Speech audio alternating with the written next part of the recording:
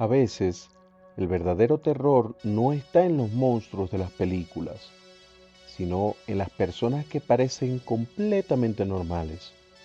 Mujeres que caminan entre nosotros, que saludan a los vecinos, que se ganan la confianza de quienes las rodean y aún así son capaces de los actos más oscuros. En este video voy a contarte 5 historias reales de asesinas en México. Mujeres que usaron la cercanía, la necesidad y la vulnerabilidad de otros como la puerta de entrada a algo impensable. No son leyendas urbanas, no son cuentos inventados para asustar, son casos documentados con víctimas, familias rotas y ciudades enteras que nunca volvieron a ser las mismas.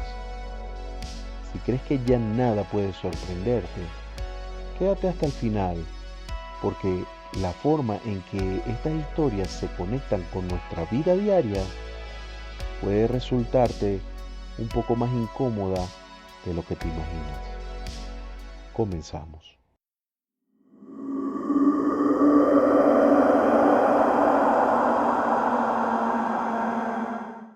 En la frontera entre México y Estados Unidos, durante los años 80, empezaron a circular rumores de algo más que el narcotráfico. Desapariciones extrañas, cuerpos encontrados en condiciones brutales y una mezcla peligrosa entre dinero, drogas y una religión deformada. En medio de todo eso, apareció una figura clave, Sara Aldrete. Para algunos, una estudiante común.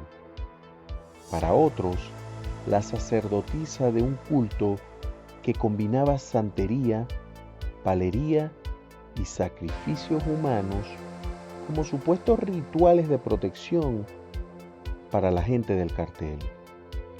Junto con Adolfo de Jesús Constanzo y otros integrantes del grupo, Sara fue señalada como parte de una organización que no solo traficaba con drogas, sino que secuestraba personas para usarlas en rituales macabros.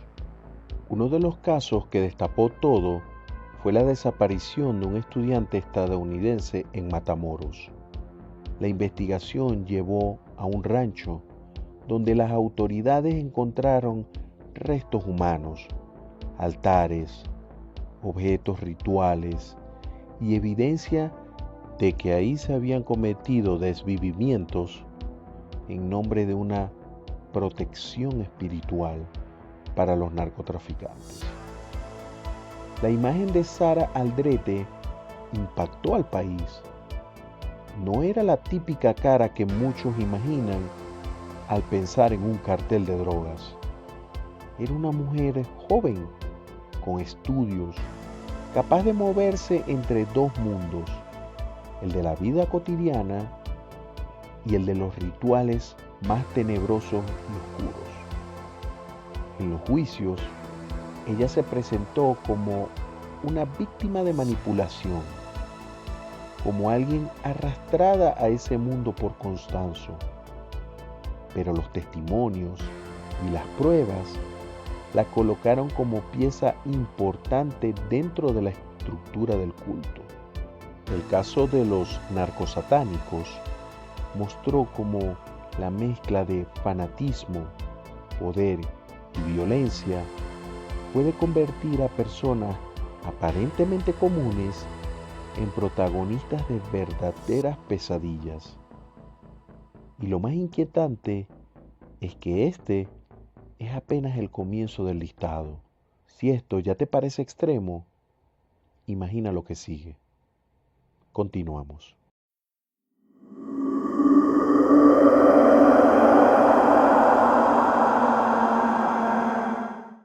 Ahora quiero que imagines lo contrario. No es un adulto el que debería defenderse, son bebés, niños que ni siquiera pueden decir me duele.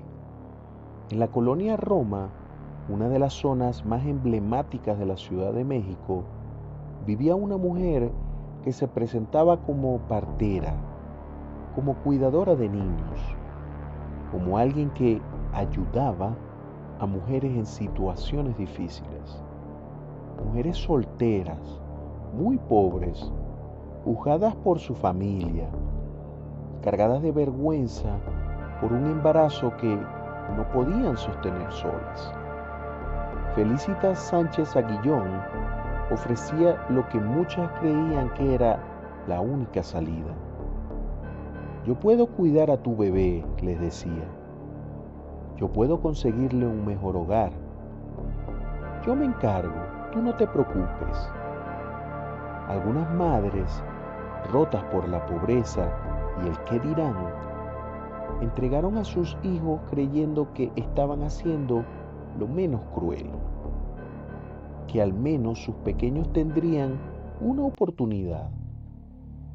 Detrás de la puerta de ese departamento, sin embargo, no habían cunas limpias, ni canciones, ni juegos. Había llanto y muchas veces silencio repentino.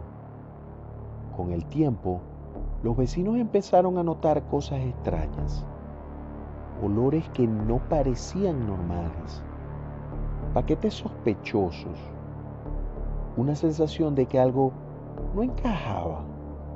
Un día, la muerte dejó de esconderse.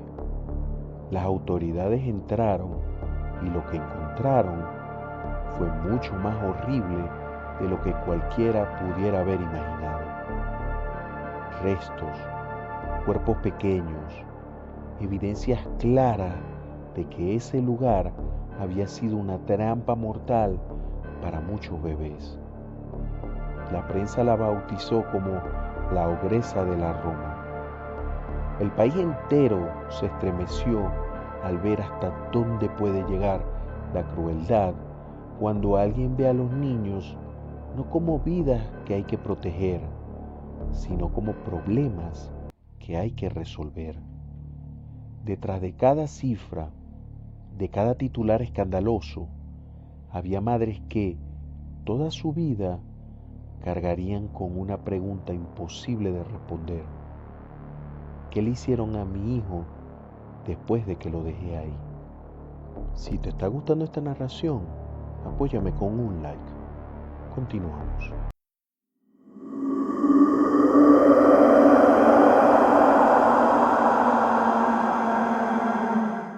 Hay un lugar donde todos deberíamos sentirnos seguros, nuestra propia casa.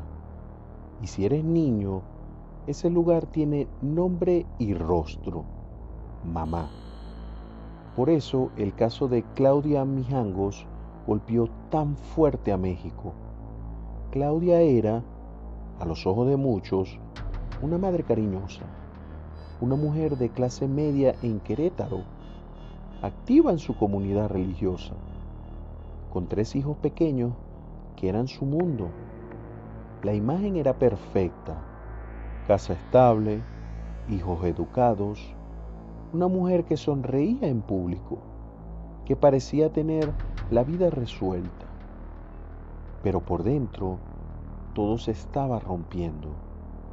Problemas matrimoniales, discusiones constantes, un estado emocional cada vez más frágil, posibles alucinaciones, una mente que se iba desconectando poco a poco de la realidad.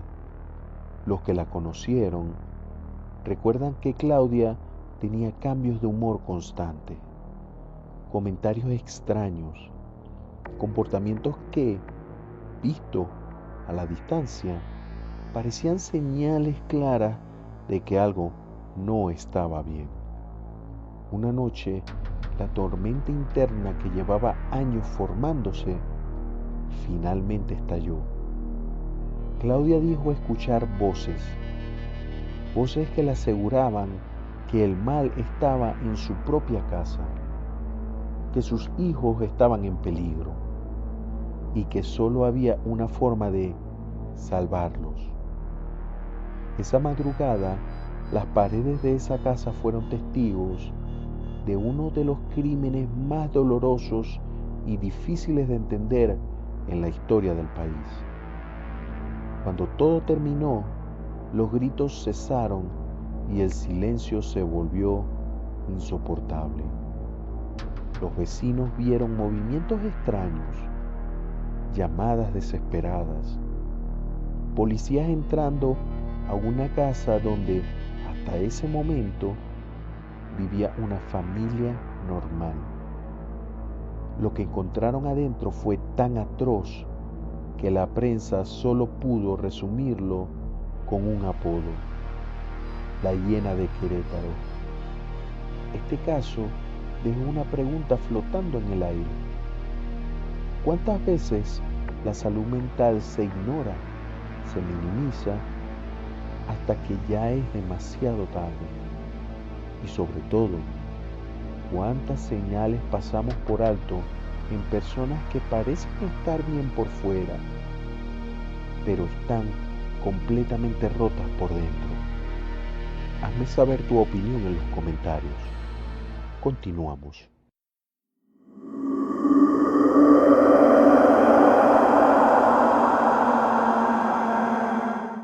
Si hay algo que nos ha enseñado muchas historias de terror, es esto: no siempre es uno solo el monstruo. A veces son varios trabajando juntos.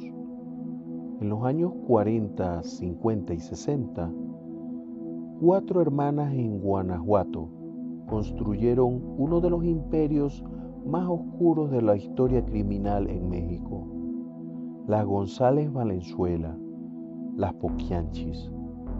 A simple vista eran mujeres que dirigían burdeles, negocios sucios, sí, pero que muchos veían como parte del paisaje de la época. La realidad era mucho más turbia. En un país golpeado por la pobreza, por la falta de oportunidades para las mujeres jóvenes, las Poquianchis ofrecían algo que sonaba mucho mejor que el hambre: trabajo, un techo y comida en la mesa. Muchas chicas, algunas casi niñas, llegaban con la promesa de ganar dinero, de mandar algo a sus familias, de empezar una nueva vida lejos del campo. Al cruzar esa puerta, sin embargo, la realidad era que perdían su libertad y muchas veces la vida. Golpes, explotación extrema, hambre como método de castigo, crueldad sin límites. Las que enfermaban, las que ya no servían, desaparecían misteriosamente. Con los años empezaron los rumores, familias que no volvían a saber de sus hijas, gente que hablaba de gritos, de mujeres extremadamente flacas y cómo sombras se escapaban por las noches. Cuando por fin las autoridades investigaron en serio, lo que encontraron fue espeluznante: cuerpos enterrados, restos humanos esparcidos en las tierras donde supuestamente solo había trabajo y oportunidades. Las cifras de víctimas variaron según la fuente de aquel momento, pero algo quedaba claro: durante años, si no décadas, estas mujeres convirtieron la vulnerabilidad en materia prima para su propio infierno privado. El país quedó impactado al descubrir que no se trataba de un asesinato solitario en un callejón, sino de un sistema de abuso sostenido por años, en el que la pobreza, el machismo y la indiferencia social jugaron un papel tan importante como el de las propias asesinas.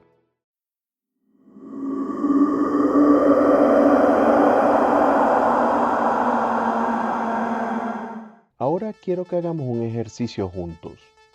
Piensa en tu abuela, en sus manos arrugadas, en cómo camina despacito, en lo mucho que confía en la gente que la trata con amabilidad. Durante años, en la Ciudad de México, alguien se aprovechó exactamente de eso. Juana Barraza Samperio, conocida como la Mataviejitas, se convirtió en el rostro del miedo para las mujeres mayores que vivían solas. De niña, Juana conoció la violencia de cerca. Según sus propias declaraciones, su madre la maltrató y le entregó a un hombre a cambio de alcohol. Creció con una herida profunda, un odio hacia la figura materna de la madre mayor que debería cuidar y que no lo hace. Años después, esa rabia se transformó en algo mucho más peligroso. Su modus operandi era tan sencillo como devastador. Se hacía pasar por enfermera, trabajadora social o empleada de programas gubernamentales que supuestamente ayudaban a personas de la tercera edad. Tocaba la puerta con una voz amable, con una credencial que parecía oficial, con una sonrisa que no generaba sospecha alguna, mientras muchas de esas mujeres solas, con movilidad reducida, abrieron pensando que, por fin, alguien venía a preocuparse por ellas. Una vez dentro, Juana aprovechaba la confianza, esperaba el momento oportuno y atacaba. Durante un tiempo, las muertes de ancianas solas parecían casos aislados, robos, accidentes, descuidos. Pero poco a poco, un patrón empezó a hacerse cada vez más evidente. Todas eran mujeres mayores. Todas vivían solas. Muchas habían sido estranguladas. El miedo se apoderó de la ciudad. Las abuelas dejaron de abrir la puerta. Los hijos les llamaban todos los días para asegurarse de que siguieran bien. Los periódicos llenaban sus portadas con titulares sobre un asesino en serie suelto. Las autoridades al principio ni siquiera consideraban seriamente que pudiera tratarse de una mujer. Buscaban a un hombre fuerte, quizás disfrazado. Subestimaron, como tantas veces sucede, de lo que una mujer es capaz cuando carga con años de odio, frustración y resentimiento. La caída de Juana llegó cuando fue sorprendida saliendo del lugar donde acababa de atacar a otra víctima. Testigos, descripciones físicas y un operativo policial más enfocado permitieron finalmente detenerla. En los juicios se habló de decenas de posibles víctimas, de patrones repetidos, de una ciudad que había mirado hacia el otro lado mientras sus ancianas morían en silencio. La Mataviejitas se convirtió en símbolo de muchas cosas a la vez, de la violencia contra los ancianos, de la negligencia social hacia quienes ya no producen, y de hasta dónde puede llegar el rencor cuando nunca se atiende ni se sana. Estas 5 historias tienen algo en común. Todas empiezan con confianza y terminan en tragedia. Detrás de cada nombre, de cada apodo, hubo alguien que abrió una puerta, que creyó en una promesa, que pensó que estaba a salvo. Conocer estos casos no solo es asomarnos en lo macabro, sino recordar que el peligro muchas veces no viene de un desconocido en la oscuridad, sino de alguien que parece completamente inofensivo. Si te gustaría que profundicemos en alguno de estos casos o que traiga más historias reales como esta, dímelo en los comentarios. Y si quieres seguir explorando el lado oscuro de la condición humana, quédate en este canal. Esta es solo una de muchas historias que todavía tenemos por contar. Te esperamos.